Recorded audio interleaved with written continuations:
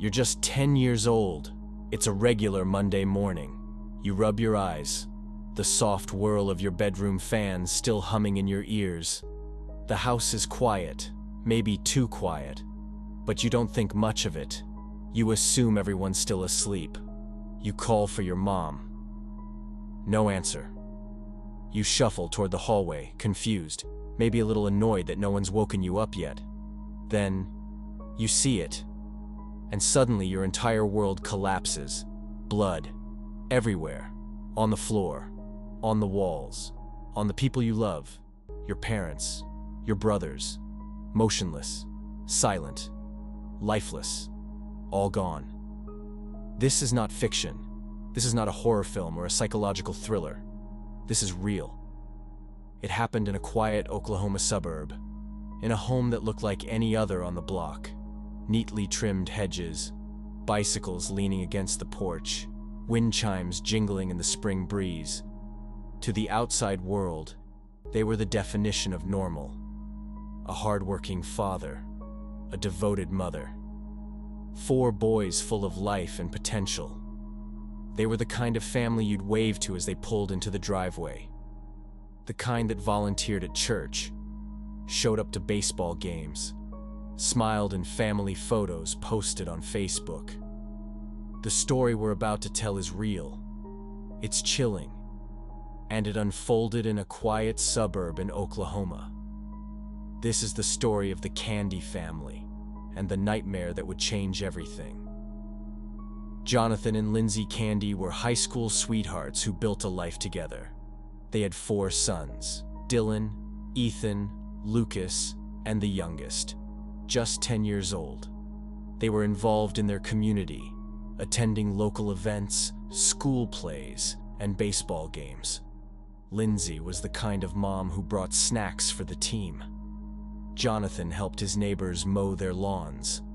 Just 2 years before the tragedy, the couple appeared on a local TV segment, laughing and praising their favorite bakery.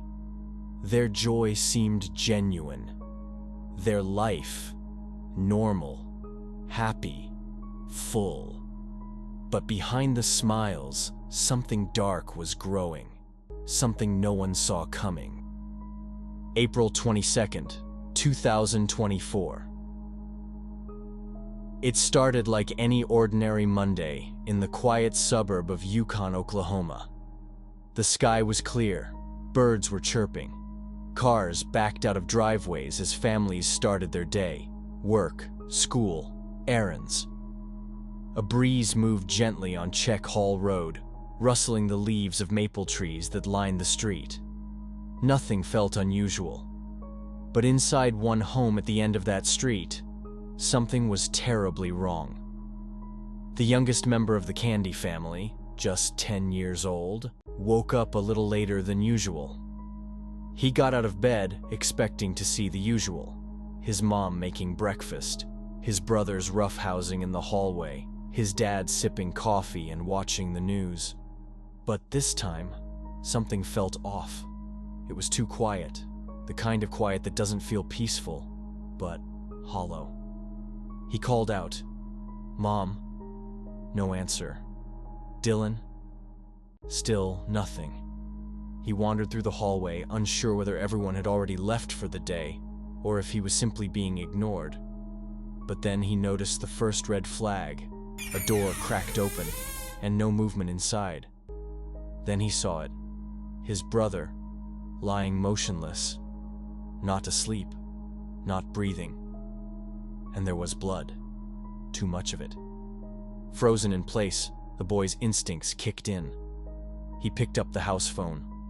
With shaking hands, he dialed 911. His trembling whispered a sentence that would freeze dispatchers. I think my whole family is dead." He said it slowly, carefully, as if hoping that by saying it aloud, it might become less real. Police were dispatched immediately to the address on Check Hall Road. Within minutes, sirens filled the once quiet neighborhood. Flashing red and blue lights lit up the driveway. Officers jumped out of their vehicles, not knowing what they were about to find. What they encountered inside that house would haunt them for the rest of their careers. 5 bodies, scattered across 2 levels of the home, 2 upstairs, 3 downstairs. KOCO was there as police were investigating that scene. They said they did a welfare check, and that's when they found all 5 bodies. Police have identified the victim. There were no signs of forced entry, no shattered glass, no broken locks, no valuables missing. Everything was intact. There were no signs of a struggle, no overturned furniture, no defensive wounds on the victims, just silence and blood. Lots of it. Each body appeared to have been shot. The precision was chilling. Some were found in bed, suggesting they may have been asleep when it happened. Others were discovered in the hallway, perhaps surprised in their final moments. The living room remained untouched, as if frozen in time. A folded blanket on the couch, a TV remote sitting beside a cushion, breakfast dishes still in the sink. The entire home felt eerie, as if whatever had occurred had been methodical, calculated. The question echoed among officers and crime scene technicians. Who would do this? At first, the possibility of a targeted home invasion crossed their minds, but the lack of forced entry and the calmness of the scene told a different story. This wasn't the work of a stranger. It felt personal, deliberate. As the coroner began documenting the bodies and forensic teams started their sweep, the focus quickly shifted, not just on what happened, but who had done it and why. Little did they know, the answer was already inside the house, and it would change everything. The victims, who were they? Jonathan and Lindsay Candy were high school sweethearts. They met in the hallways of Bishop McGuinness Catholic High School. He was a quiet, quick-witted guy with a soft spot for humor. She was the bubbly choir girl who lit up every room she entered. They were the kind of couple you remembered, not because they were loud, but because they seemed so grounded. They married young, built a life together, and over the years, their family grew. First came Dylan, then Ethan, then Lucas, and finally, their youngest, a boy whose name the media chose not to release to protect his privacy. A boy who, by some twist of fate, would become the sole survivor of his own family. Each member of the Candy family brought something different to the household. Jonathan, 42, worked part-time at the Paycom Center in Oklahoma City. It wasn't glamorous work, setting up for basketball games and concerts, but he was reliable and well-liked. Co-workers described him as friendly, always cracking dry jokes. He wasn't the loudest guy in the room, but he was the one people trusted to get things done. He loved his boys, talked about them constantly. Lindsay, 39, was a full-time mother, homemaker, and community volunteer. She was deeply involved in her children's schools, often organizing bake sales or leading classroom parties. Her social media was filled with photos of birthday cakes she baked herself, silly selfies with her sons, and Bible verses captioned under family outings. She was spiritual, sincere, and fiercely devoted to her family. Their eldest son, Dylan, 18, had just graduated from Mustang High School. A music lover, he played bass drum in his university marching band, the Bison Brigade at Oklahoma Baptist University. He was very happy in band, and he loved it to pieces. The initial reaction was speechless. When I heard the words, I couldn't believe it, and I am still working to try to comprehend that this is real. Friends called him soft-spoken, kind-hearted, and talented beyond his years. He had dreams of becoming a music teacher. Just last year, he posted that he was finally stepping into the real world, ready or not. Ethan, 14, was a freshman and an all-around athlete. He was especially gifted in baseball, playing shortstop for his school team. Coaches described him as determined, energetic, and full of heart. They were your all-American family. This is something, I mean, I could live 100,000 lifetimes and never expect this out of that. I could have never imagined that ever in my whole entire life, you know? And I'm still in shock. He was the type who encouraged his teammates even when the score was against them.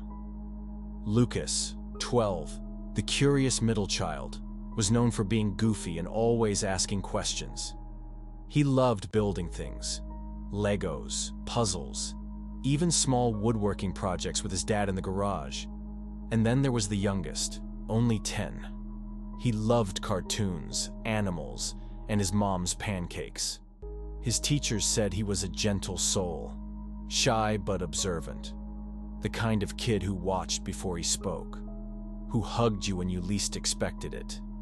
They were a family, like any other, not perfect, but close, intact. And in one night, all of that was erased, leaving behind only memories, and the one little boy who now had to carry them. The investigation, a killer among them. In the hours following the discovery of 5 lifeless bodies inside the Candy family home, the small town of Yukon, Oklahoma, came to a standstill. Yellow tape fluttered in the spring wind. Detectives in gloves and boot covers moved methodically through the home. Outside, reporters gathered. Still don't know why that suspect shot and killed 3 of his children, but if you have any information, they do ask you to call their tip line. Asking the same question that neighbors were whispering behind closed doors. Who would do something like this, and why? Initially, the possibilities seemed endless. Could it have been a home invasion? A robbery gone wrong? A targeted attack? The absence of forced entry made those theories feel weak. Nothing had been stolen. There was no evidence of a break-in or struggle.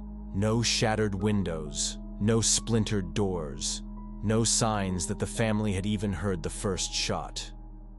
Investigators began by retracing the final hours of the family's life.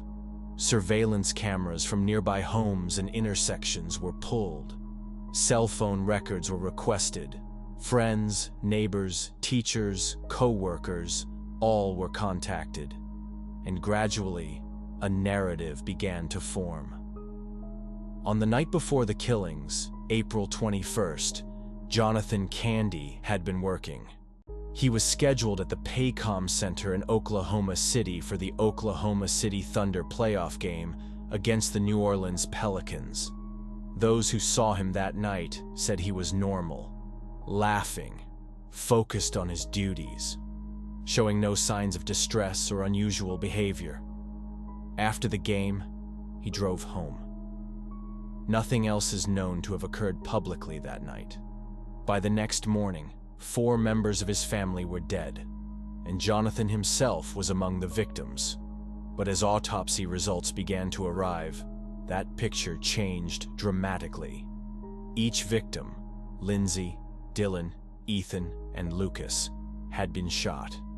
There were no defensive wounds, no signs that they saw it coming. Lindsay was found in the bedroom, shot multiple times. Dylan, in his bed. Ethan and Lucas, in separate rooms, likely killed in sequence. The positioning was deliberate, calm, clinical. And then, there was Jonathan. His body was found with a single gunshot wound to the head. A handgun lay nearby. Ballistics confirmed that it was the same weapon used in the other murders. Suddenly the question shifted. This wasn't a home invasion. This wasn't a robbery. This wasn't a random act of violence. This was a family annihilation. And the suspect, the only suspect, was Jonathan Candy himself. But why? There was no suicide note, no confession left behind, no social media outburst, nothing. Detectives dove deeper into his life. They searched his phone, his emails, his internet history. They spoke to co-workers, old friends, even his former classmates. They wanted to know if anything pointed to an unraveling. They found nothing obvious. Jonathan had no known mental health diagnosis, no history of violence, no criminal record, no active debts or major financial crises. There was no record of marital trouble. In fact, friends said the couple seemed close. A team, one neighbor called them. It made no sense. Forensic psychologist Dr. Joni Johnston, brought in as an expert consultant, described the case as profoundly rare and psychologically complex. Family annihilators are uncommon, and when they do act, they often leave some kind of justification, a note, a manifesto, a reason. What's even rarer is for the perpetrator to spare one child. That kind of internal conflict is highly unusual and suggests a degree of remorse or panic in the moment. Investigators began to theorize. Perhaps there had been a fight between Jonathan and Lindsay. Perhaps something snapped, a breaking point reached after years of suppressed emotion. But there was no physical evidence of an argument, no injuries suggesting a struggle. Jonathan's last known public appearance, that playoff game shift, remains haunting. He joked with coworkers. He smiled for fans. Hours later, he would take the lives of his wife and 3 sons. And still, no one can say for certain why. As the case file grew thicker, the core of it remained achingly thin. A man, a gun, a family, and no answers. The survivor's journey. Amid the bloodshed and silence that filled the Candy household that April morning, one small life remained untouched. A 10-year-old boy, the youngest of 4 brothers, the only member of the Candy family left alive. He had slept through it all. The gunshots, the movement from room to room, the collapse of everything he knew. A box fan in his room had created a wall of white noise, drowning out the horror unfolding just feet away. When he finally woke up and stepped into the hallway, he had no idea that his life would never be the same again. His voice was shaking when he called 911. "I think my whole family is dead." Those were the words that launched an investigation, shocked a town, and broke hearts across the nation. For hours after police arrived, the boy waited, scared, alone, and surrounded by people he didn't know. Investigators kept him away from the scene, shielding him from the worst. But how do you protect a child from something like this? You can't. His innocence was taken the moment he stepped into that hallway. Now orphaned, the boy was placed into the care of extended family, relatives who would do their best to give him love, stability, and healing. But the road ahead would be long, painful, and full of questions no child should ever have to ask. Why did my dad do this? Was there something I could have done? Why am I the only one left? There are no easy answers. Mental health professionals and trauma experts were brought in immediately. He was given counseling, therapy, and security. A GoFundMe was launched to support his future, raising hundreds of thousands of dollars from people around the world who just wanted to help. Strangers sent toys, letters, prayers, but nothing could undo what happened. Nothing could bring back his mother's voice, his brother's laughter, the simple comfort of a full house. What was once a warm, noisy home filled with chaos and joy was now a memory. And this boy, barely 10, was left to carry it, to live with the weight of a story that will follow him for the rest of his life. The only survivor of the Candy family massacre. Grieving together, news of the Candy family massacre spread through Yukon, Oklahoma like a wildfire. In a town not known for crime, a town built on handshakes, little league games, and church potlucks. The very idea that an entire family could be wiped out in a single night was unimaginable. People didn't just feel shocked. We were just in total shock. Yeah. The kids were real friendly. Everybody here loved the kids. Swam here at his house regularly. They played with my dog. They felt violated, like the rules of reality had been broken. Neighbors wept in their driveways. Reporters lined the streets. And in the middle of it all, a house that was once filled with laughter and music now sat still, quiet, and taped off by yellow crime scene barriers. But amid the horror, something beautiful emerged. A community in grief and in unity. Vigils began within days. Hundreds gathered on Czech Hall Road with candles in hand and tears in their eyes. Classmates of the children laid flowers, hand-drawn cards, and stuffed animals along the curb. At Oklahoma Baptist University, where 18-year-old Dylan had just begun his freshman year, a memorial concert was held. His bass drum sat on stage, untouched, under a single spotlight. The crowd observed a moment of silence that felt like it lasted forever. Ethan's baseball team retired his jersey number and placed a memorial plaque at the Mustang Youth Sports Complex. His coach spoke through tears, calling Ethan a spark of energy we'll never replace. Lucas's elementary school planted a tree on the playground where he used to laugh with his friends. The plaque beneath it reads, "Forever in our hearts, always on the field." And though few knew what to say, everyone showed up, not just to mourn, but to stand together. Final reflections. A legacy of pain and hope. In the weeks that followed, as headlines faded and the police reports were filed away, one question lingered in the minds of everyone who had followed the story. Why? Why would a father do this? Why didn't anyone see the signs? Why did no one speak up, if there was something to speak up about? The truth is, we may never know. No suicide note was found. No journal. No final message explaining the motive. And that's perhaps the most painful part. That the people who love the Candys and the child who survived may spend the rest of their lives searching for answers that don't exist. But this tragedy leaves behind more than pain. It leaves a warning, a wake-up call, a responsibility. Because behind happy family photos, behind polite conversations at church, behind the most ordinary smiles, there can live extraordinary pain. We tend to believe that real danger looks like a stranger at the door or a headline on the news. But sometimes the danger lives quietly. It sleeps in the same room. It eats dinner with you. It says, "I love you," before bed. And it breaks silently. This story reminds us to ask the hard questions, to reach out, even when people say they're fine, to listen, not just to words, but to what's missing between them.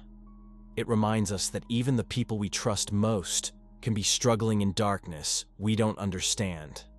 Let us never forget Lindsay, Dylan, Ethan, and Lucas Candy for how they lived, for their laughter, their talent, their dreams.